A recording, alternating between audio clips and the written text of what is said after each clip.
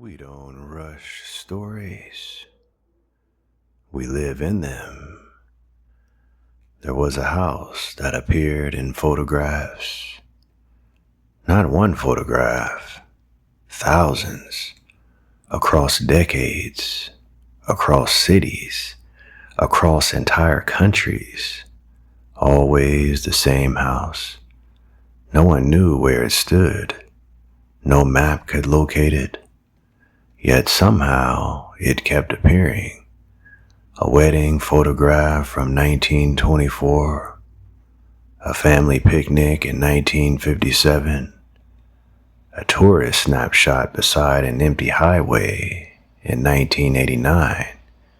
There it was, far in the background, silent, watching. Most people never noticed it. The house was never the subject of the photograph.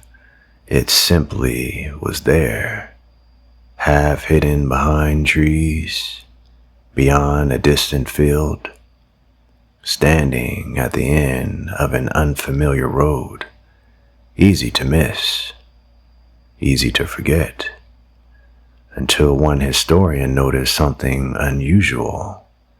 He found the house in an old photograph while researching local archives. The image disturbed him, not because of the house itself, but because he felt certain he had seen it before. Days later, he discovered another photograph, then another, and another. The same house, the same shape, the same windows, the same steep roof, the same front porch, always unchanged. No matter the year, no matter the location, the historian became obsessed. He spent years collecting photographs from museums, libraries, private collections, and forgotten family albums. Eventually, he gathered hundreds, 10,000s, then thousands, covering nearly a century. At first, the discovery seemed impossible, but after arranging the photographs in chronological order, a pattern emerged. The house was moving, not quickly, not enough for anyone to notice, but slowly.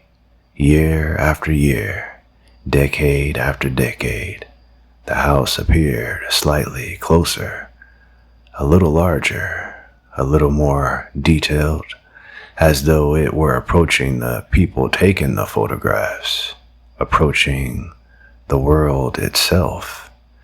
The historian measured distances, compared landscapes, consulted experts. No explanation made sense. The locations had no connection. Some photographs were taken hundreds of miles apart, others on entirely different sides of the country. Yet the house remained, always drifting closer, always waiting.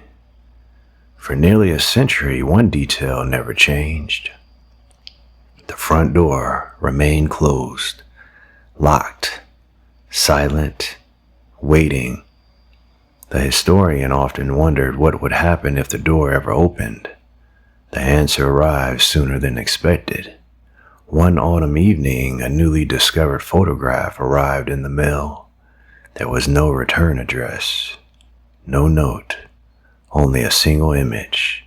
The historian stared at it for hours because the house had finally arrived. It filled nearly the entire photograph.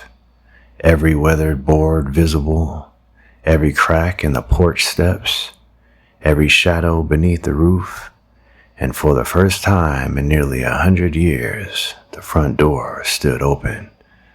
The historian felt cold because someone was standing on the porch, watching the camera, watching whoever had taken the photograph, waiting.